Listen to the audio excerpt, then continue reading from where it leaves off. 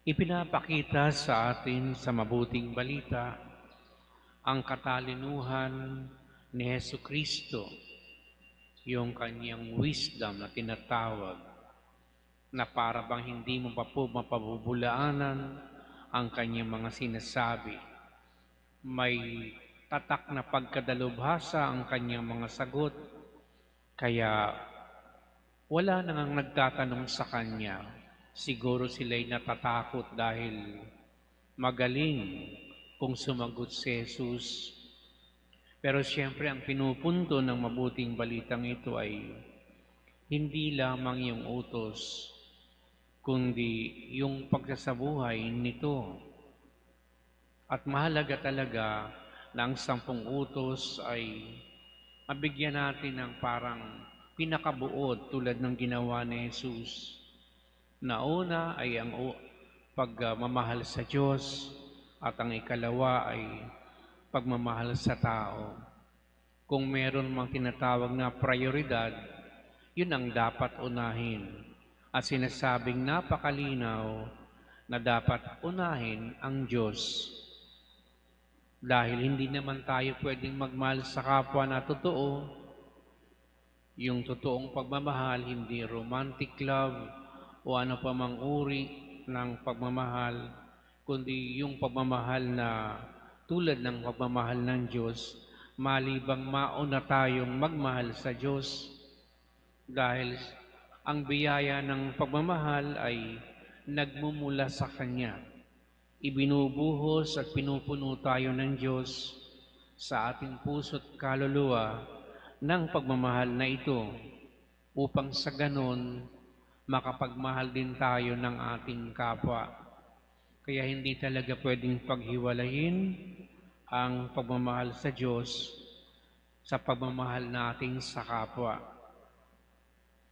Di rin naman pwede na magmamahal ka muna ng kapwa bago ka magmamahal sa Diyos.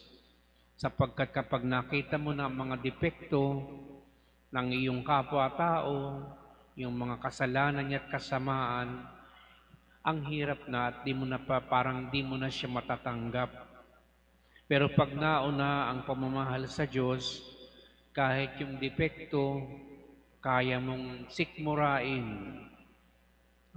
Kahit nga kaaway, pwede mong gawa ng mabuti. At yun ang bentahe o advantage ng inuuna ang pagmamahal sa Diyos.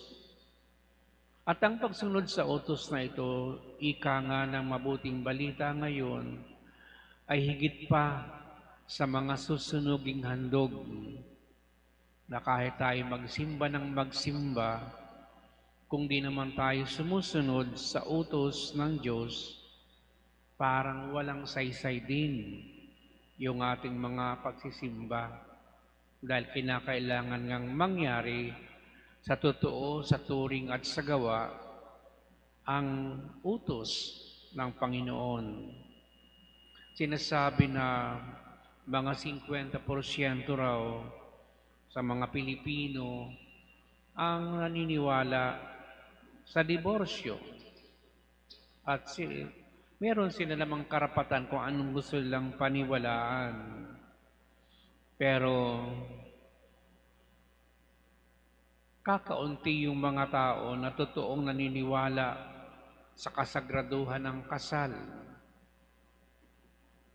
Baka pwede sabihin nila na oo, naniniwala kami, pero kung isasabuhay yung pagsasagrado ng kasal, di sila naniniwala doon.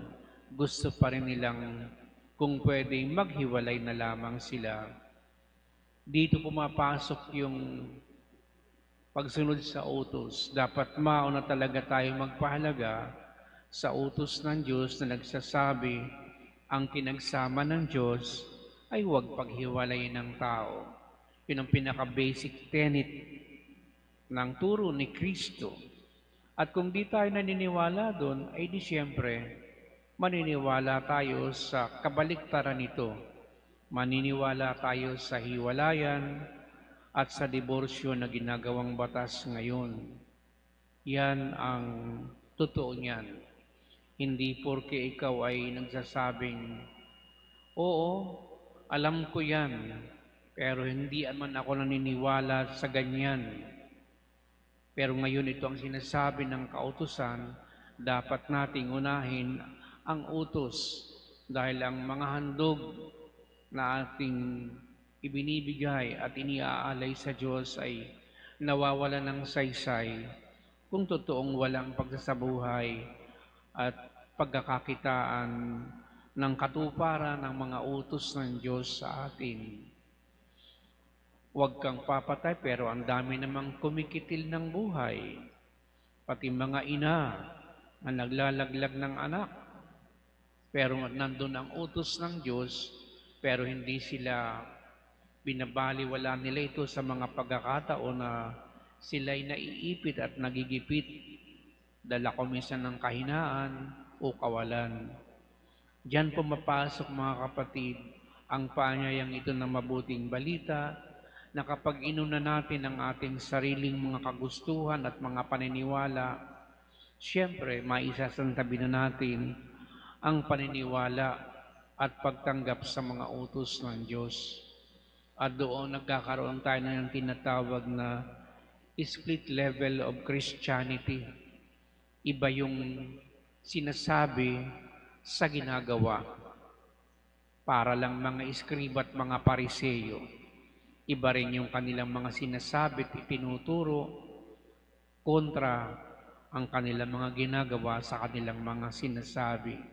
Kaya mahirap yung maging makatotohanan sa Diyos dahil sa buhay, susundin natin pati ang kanyang mga utos. At ito siguro ang dapat maging panalangin natin sa araw na to, na maging makatotohanan tayo sa pananalita at sa paniniwala dahil yun ang kagustuhan at kalooban ng Diyos para sa ating lahat, na tayo ang pinagmumula ng katotohanan, hindi ng kasinungalingan, at nagsisimula yan sa ating pagsunod at paniniwala sa mga utos ng Diyos.